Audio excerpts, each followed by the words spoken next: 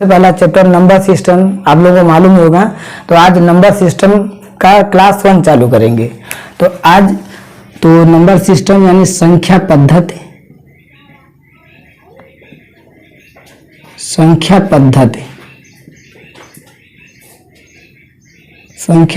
को इंग्लिश में बोलते हैं नंबर सिस्टम।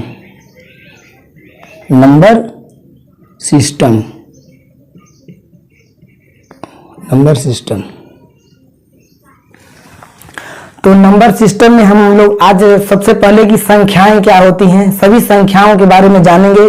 संख्याएं क्या होती हैं, काल्पनिक संख्या होती हैं, वास्तविक संख्या होती हैं। तो हम सबको वास्तविक संख्या कितनी प्रकार की होती हैं सबके बारे में थोड़ी जानकारी यानी फुल डिटेल में जानकारी लेंगे। तो चलिए हम लोग देखते हैं, पूरी संख्याएं देखते हैं। संख्या कितनी प्रकार की होती है, अब देखते हैं। संख्या 2 प्रकार की होती है। संख्याएं कितनी प्रकार की होती है? संख्याएं 2 प्रकार की होती हैं। पहली संख्या होती है वास्तविक संख्याएं।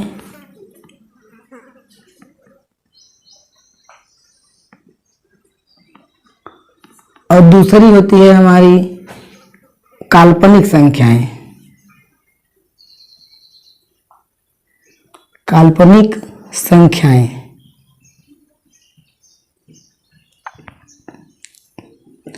काल्पनिक संख्याएं को अंग्रेजी में बोलते हैं इमेजिनरी नंबर।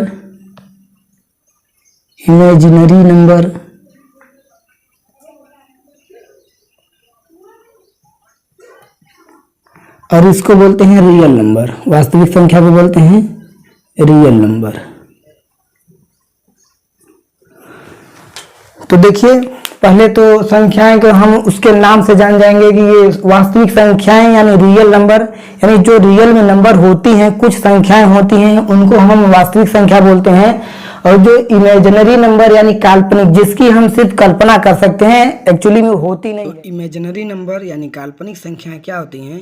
किसी भी संख्या का वर्ग यानी अगर उसका स्क्वायर करेंगे तो जो वैल्यू आएगी वो हमेशा ऋणात्मक में आती है यानी नेगेटिव आती है। तो उससे क्या कहते हैं? इमेजिनरी नंबर कहते हैं, काल्पनिक संख्याएं कहते हैं। यानी किसी भी संख्या का वर्ग करने पर उसकी वैल्यू माइनस आ जाए, उसको इमेजिनरी नंबर कहते हैं। ठीक है, क्योंकि रियल नंबर क्या होता है? रियल नंबर किसी भी संख्या का वर्ग करते हैं तो वो हमेशा रियल नंबर है। यहाँ पे देख लीजिए, रियल नंबर हमेशा क्या होता है? किसी भी संख्या का वर्ग करेंगे तो या तो वो पॉजिटिव यानी प्लस आता है या फिर जीरो आता है। क्या आता है? पॉजिटिव या जीरो। तो ये हमारा रियल नंबर हो गया। तो यहाँ पे इमेजिनरी नंबर क्या हो जाएगी? इमेजिनरी नंबर ये होगा जो रियल नंबर नहीं होगा। वो तो आप ऐसे ही समझ सकते हैं कि जो रियल नंबर नहीं है वो इमेजिनरी नंबर। यानी किसी भी संख्या का वर्ग यानी स्क्वायर का मान ऋणात्मक आ जाए उसको क्या कहते हैं? Imaginary number. यानी जैसे हम कह सकते हैं अंडर रूट में -3 अगर दिया है तो इसका अगर हम स्क्वायर करेंगे तो ये -3 आता है। कितना आएगा? -3। क्यों? स्क्वायर जो अंडर रूट होता है यानी स्क्वायर होता है, ये कड़ी जो होता है, कड़ी का अगर स्क्वायर करते हैं तो कड़ी हट जाती है, -3 वैल्यू बच जाती है। तो ये -3 हो गया। अगर यही -4 लेते हैं तो इसकी भी वैल्यू क्या आ जाएगी? बाहर निकलेगा तो -4 आ जाएगा। और -2 लेते हैं तो ये भी आता है -2। एक एग्जाम्पल और लेते हैं जो एकदम मोस्ट इम्पॉर्टेंट है, यानी यही सबसे मोस्ट इम्पॉर्टेंट है इमेजिनरी नंबर, क्योंकि इसी से इमेजिनरी नंबर दिखाया जाता है। देखिए, ये -1 है तो इसकी भी वैल्यू -1 आती है। इसे दिखाया जाता है एक आई से, आई। और आई क्या है? आई फॉर क्या होता है? आयोटा होता है। क्या होता है? इसको आयोटा बोलते हैं। क्या बोलते हैं? आयोटा। यानी ये एक ग्रीक वर्ड है। क्या है? ये ग्रीक वर्ड है।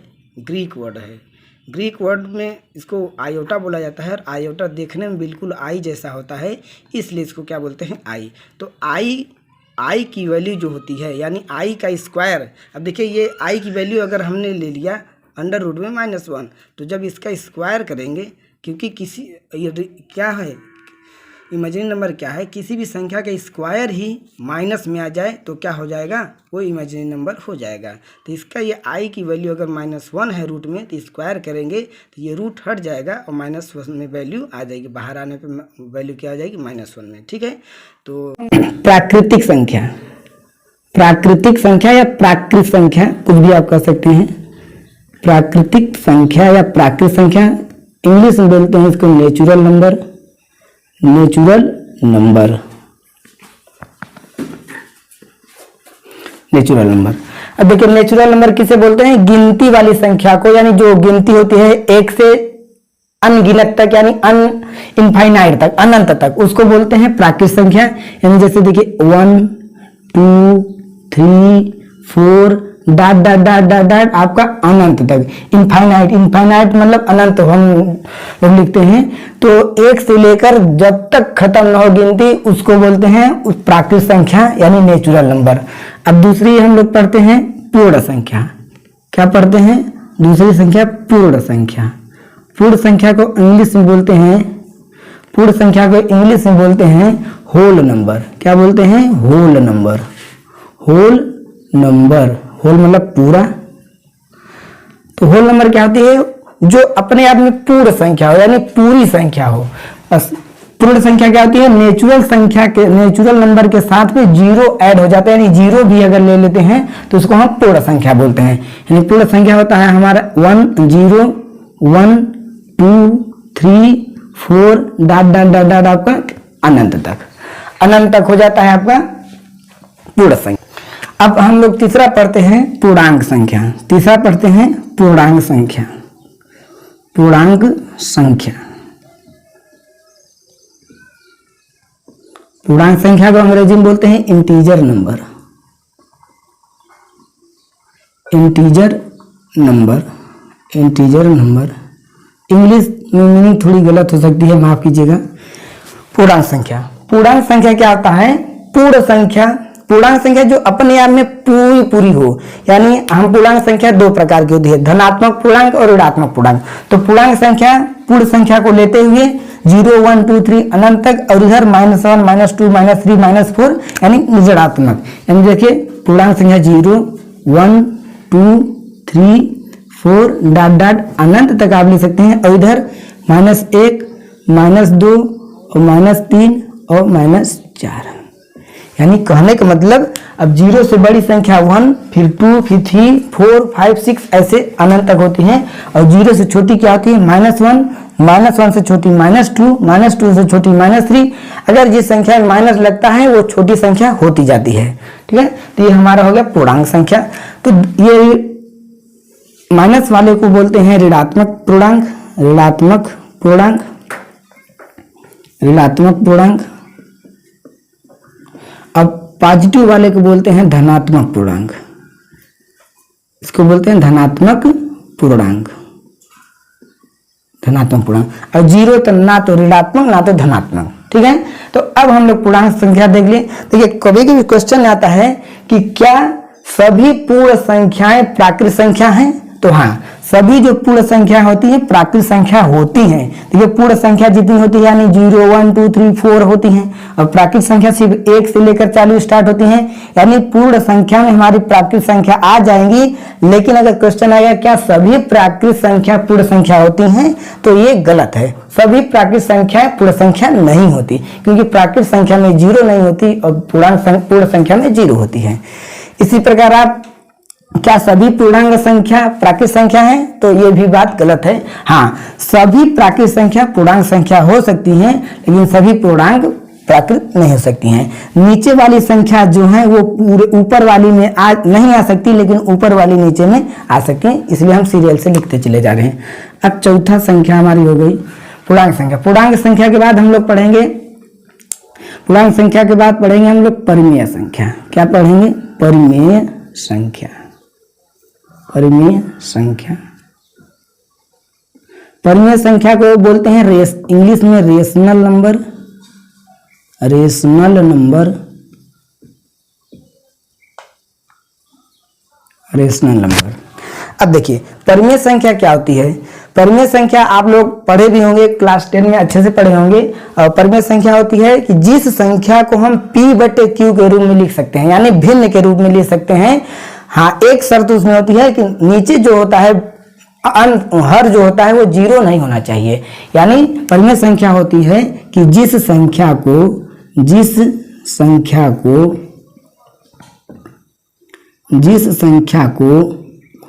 P/Q के रूप में लिखा जा सकता है, लिखा जा सकता है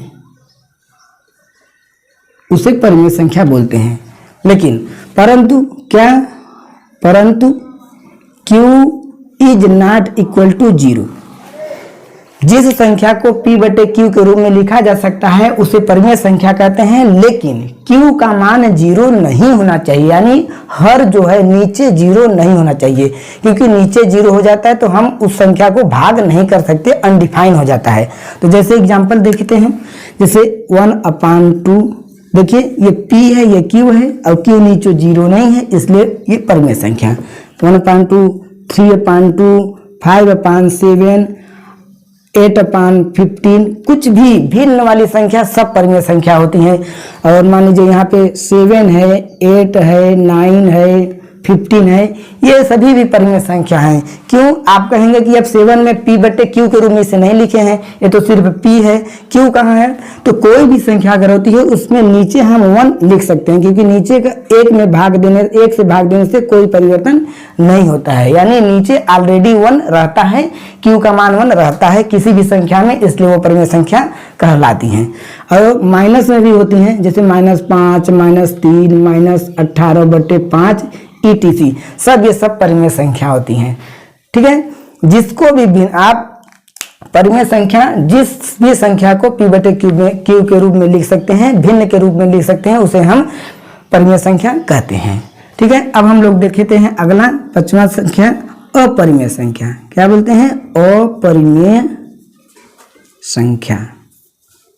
अपरिमेय संख्या, अपरिमेय संख्या को अंग्रेजी में बोलते हैं इरेशनल। क्या बोलते हैं? इरेशनल नंबर,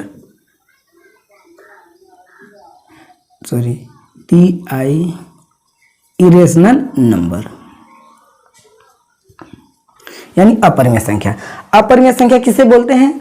अपरिमेय संख्या को हम p बटे q के रूप में नहीं लिखते हैं, और p बटे q के रूप में नहीं लिख सकते हैं। हाँ, अपरिमेय संख्या, एक बात और, परिमेय संख्या में जैसे ये है, परिमेय संख्या में हम 7/0, नीचे 0 आ जाएगा तो ये परिमेय संख्या नहीं होगी, क्योंकि किसी भी संख्या में 0 से हम भाग नहीं दे सकते हैं, अनडिफाइन हो जाएगा। लेकिन यही देखिए 0/7 ये आपका परिमेय संख्या हो सकता है, क्योंकि 7 का भाग 0 में दे सकते हैं, 7 0 जा 0, यानी 0/12 पढ़ेंगे वो हो जाएगा। अब देखते हैं अपरिमेय संख्या। अपरिमेय संख्या को p बटे q के रूप में नहीं लिखते हैं, और जो भी संख्याएं अंडर रूट के अंदर होती हैं, मतलब कड़ी के अंदर, आप कड़ी जानते होंगे, जैसे जो भी संख्याएं अंडर रूट के अंदर होती हैं उसे हम बोलते हैं अपरिमेय संख्या। जैसे अंडर रूट में 2, अंडर रूट में 3, अंडर रूट में 5, अंडर रूट में 7, अंडर रूट में 10, अंडर रूट में 12 ETC, अंडर रूट में और भी देख लीजिए 17। ये सब अपरिमेय संख्या होती हैं। अब आप देखेंगे कि आप अब देखेंगे कि ये जो √2 लिए हैं, √1 क्यों छोड़ दिए, √3 लिए हैं, फिर √4 छोड़ दिए हैं, √5 लिए, √6 नहीं लिए हैं, 10 ऐसे ऐसे सबको लिए हैं। अब देखते हैं √1 को क्यों छोड़ दिए, क्योंकि हम √1 को, ये √1 होता है, अगर इसको हम बाहर निकालेंगे, बाहर क्या जब कड़ी के अंदर कोई भी संख्या 1 × 1 यानी 2 बार होती है तो उसको बाहर निकालेंगे तो 1 बार आ जाती है, यानी अंडर रूट यानी 1 का वर्गमूल 1 होता है। कड़ी में 1 का वर्गमूल 1 होता है, यानी देखिए 1 को हम 1 × 1 लिख सकते हैं, कई बार लिख सकते हैं, तो हमें यहाँ अंडर रूट यानी वर्गमूल का मतलब है। अब जैसे अंडर रूट, तो इसलिए एक कड़ी में 1 क्या होती है, अपरिमेय संख्या नहीं हो सकती, क्योंकि अंडर रूट में 1 का मान 1 होता है। अब √2 में, √2 अपरिमेय संख्या है, क्योंकि अंडर रूट को बाहर नहीं निकाल सकते हैं वो। ठीक है, अब देखिए √3, इसी पर √3 भी अपरिमेय संख्या है। √4 क्यों छोड़े हैं, क्योंकि अंडर रूट में 4 यानी अंडर रूट में 4 का वर्गमूल होता है 2। कैसे देखते हैं, अंडर रूट में 4 है तो इसको 2 × 2 लिख सकते हैं। तो जो भी है, हमने बताया कि कड़ी के अंदर जो भी 2 बार होती है उसे बाहर निकालते हैं तो वो 1 बार हो जाती है। तो देखिए 1 2 हो गया। अब नीचे इसको हम 1 लिख ही सकते हैं, p बटे q के रूप में हो गया, तो ये क्या हो गई, परिमेय संख्या है। इसलिए √4 अपरिमेय संख्या है, परिमेय संख्या अपरिमेय संख्या नहीं है, यानी परिमेय संख्या है, इसलिए अपरिमेय संख्या में नहीं लिख सकते, अर्थात ये अपरिमेय संख्या नहीं है। ठीक है, ये गलत हो जाएगा। अब उसके बाद हम लोग देखते हैं भाज्य संख्या और अभाज्य संख्या, क्योंकि एग्जाम के लेवल से भाज्य संख्या अभाज्य संख्या बहुत ज़्यादा आती हैं, पूछती हैं। तो भाज्य संख्याएं, तो भाज्य संख्या वह होती है जो भी संख्या अपने से भी कट जाए और दूसरे से भी कट जाए। जो भी संख्याएं अपने आप से कटे और किसी अन्य भी संख्याओं से कटती हैं उसको हम भाज्य संख्या बोलते हैं। और अभाज्य संख्या यानी प्राइम नंबर, अभाज्य संख्या सिर्फ एक से कटती हैं और अपने आप से कटती हैं।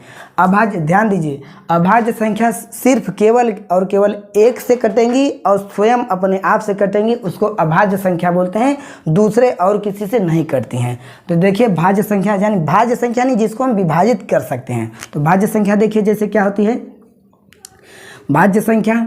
अब क्या है भाज्य संख्या, जैसे हम 4, क्या है 4 को हम एक से भी काट सकते हैं, स्वयं 4 से भी काट सकते हैं और एक अलग से 2 से भी विभाजित कर सकते हैं, यानी 2 से हम पूरा काट सकते हैं, 2 बार चला जाएगा, इसलिए भाज्य संख्या 4 है। ठीक है, 5 को एक से काट सकते हैं और स्वयं से काट सकते हैं और दूसरे से नहीं काट सकते, इसलिए भाज्य संख्या नहीं है। तो भाज्य संख्या क्या हो गई, इसके आगे 4 के बाद 6, क्योंकि 6 को हम 2 से भी काट सकते हैं, 3 से भी काट सकते हैं और स्वयं 6 से भी काट सकते हैं और सभी संख्याएं एक से तो कटती हैं। यानी जो संख्याएं अपने आप के अलावा दूसरे से भी संख्याएं कट जाती हैं यानी विभाजित हो जाती हैं, उसको हम भाज्य संख्याएं बोलते हैं। तो 2, 6, 8, 9, 10, 12 ETC ऐसे भी भाज्य संख्या सब हो जाती है। देखिए 8 को हम 2 से भी काट सकते हैं, 4 से भी काटते हैं, स्वयं 8 से भी काट सकते हैं, 1 से भी काट सकते हैं, यानी ये 2 से 4 से सबसे कट रही हैं, 8 से कट रहे हैं, तो इसको भाज्य संख्या है। इसी प्रकार 9 को भी 3 से काट सकते हैं और 9 से काट सकते हैं, इसलिए भाज्य संख्या है। अब देखते हैं अभाज्य संख्या है। अभाज्य संख्या कभी कभी क्वेश्चन पूछता है कि सबसे छोटी भाज्य संख्या क्या है। सबसे छोटी भाज्य संख्या हमारी क्या होती है, 4 होती है। सबसे छोटी भाज्य संख्या 4 होती है, फिर उसके बाद 6, 8, 9, 10 ऐसे बढ़ती जाती हैं। ठीक है, अब अभाज्य संख्या। अभाज्य संख्या क्या होती है, जो सिर्फ अपने आप से कटे, स्वयं से और एक से कटे, उसके अलावा किसी से भी ना कटे, उसको हम बोलते हैं अभाज्य संख्या। जैसे देखते हैं, जैसे 2 क्या है, 2 को सिर्फ हम 1 से विभाजित कर सकते हैं और स्वयं 2 से विभाजित कर सकते हैं, अन्य किसी दूसरी संख्या से नहीं विभाजित कर सकते हैं, इसलिए 2 को अभाज्य संख्या बोलते हैं। देखिए जैसे 2 को हम 1 से काटते हैं, 1 2 जा 2 बार में, 2 से काटते हैं 2 1 जा 1 यानी 1 बार में कट गया, और किसी से भी संख्या नहीं कटेंगी, इसलिए 2 को क्या बोलते हैं, अभाज्य संख्या बोलते हैं। और 2 को सबसे छोटी अभाज्य संख्या बोलते हैं। उसके बाद 3 है। 3 को भी सिर्फ स्वयं अपने आप से काटा जा सकता है, विभाजित किया जा सकता है और 1 से काटा जा सकता है, इसलिए 3 भी अभाज्य संख्या है। 4 नहीं है, 4 क्योंकि 2 से भी काट सकते हैं, इसलिए 4 को हमने भाज्य संख्या में कर दिया है। इसके बाद 5 है। 6 नहीं है क्योंकि 6 भाज्य संख्या, दूसरे से काट सकते हैं। 7 है, फिर 9 नहीं है, 8 भी नहीं है क्योंकि 9 3 से काट सकते हैं। 10 भी नहीं है, उसके बाद 11 आता है, फिर 13 आता है, फिर 17 आता है, फिर 19 आता है, फिर 23 आता है, फिर क्या आता है आपका 29 आता है, फिर 31 आता है, फिर 37 आता है, फिर आपका 41 आता है, फिर 43 आता है, उसके बाद आपका 47 आएगा, फिर आएगा 53 आएगा, 53 आएगा, उसके बाद आपका आएगा 59 आएगा, 59 के बाद आपका 61 आएगा, 61 के बाद आएगा 67, 67 के बाद आपका आएगा 71, 71 के बाद 73, 73 के बाद 79, ये 3 से कट जाएगा क्या, 3 दूना 6 नहीं कटेगा, 79 79 होता है। फिर उसके बाद आपका 81 भी कट जाएगा, 82 आपका 83 हो जाएगा, फिर उसके बाद आपका 87 हो जाएगा, 87 3 से कट जाएगा। देखिए 3 से काटे, 3 दूना 6 बचा 2, 27 हो गया, 3 और 27 यानी 29, 87 नहीं है, इसलिए आपका 89, हाँ 89 हो जाएगा। फिर 91 92 93 94 95 96 97 हो जाएगा, 97, ठीक है 97। देखिए 1 से 100 के बीच में 25 संख्याएं होती हैं, गिनिए 1 2 3 4 5 6 7 8 9 10 11 12 13 14 15 16 17 18 19 20 21 23 22 23 24 25। 1 से 100 के बीच में 25 अभाज्य संख्या होती हैं, आपको याद होना चाहिए। तो तो क्वेश्चन में आता है कि सबसे छोटी अभाज्य संख्या क्या होती है, तो सबसे छोटी अभाज्य संख्या 2 होती है। तो आप लोग देख रहे हैं कि 1 को मैंने न तो भाज्य संख्या में लिया न तो अभाज्य में लिया। अब इसलिए नहीं लिया क्योंकि 1 जो होती है संख्या न तो उसको अभाज्य संख्या बोलते हैं न तो भाज्य संख्या बोलते हैं, क्योंकि 1 स्वयं सिर्फ 1 से ही कटती है और किसी से नहीं कटती है। और भाज्य का नियम है 1 से कटे और स्वयं से कटे, और अभाज्य का तो आप जानते हैं स्वयं से कटे और 1 से कटे, और भाज्य तो सभी से कटती हैं, कई ज़्यादा से कटती हैं। तो ये हो गए भाज्य। दोस्तों हमने पूरी संख्याएं पढ़ ली, यानी नंबर सिस्टम का जितनी भी संख्याएं होती हैं सभी संख्याओं को पढ़ लिया, और इन्हीं सभी संख्याओं के योग को, जो भी संख्याएं होती हैं सभी संख्याओं को समूह को हम क्या बोलते हैं, वास्तविक संख्याएं। वास्तविक संख्याएं के ही अंतर्गत ये सभी संख्याएं आती हैं, और आपकी काल्पनिक संख्या सिर्फ अकेले ही होती है। तो दोस्तों अगर आप लोगों को क्लास कैसा लगा, अगर अच्छा क्लास लगे, आप लोग नए हैं तो पहले सब्सक्राइब कर लीजिए मेरे चैनल को, और क्लास अच्छा लगे तो शेयर और लाइक ज़रूर कीजिएगा। थैंक यू, धन्यवाद।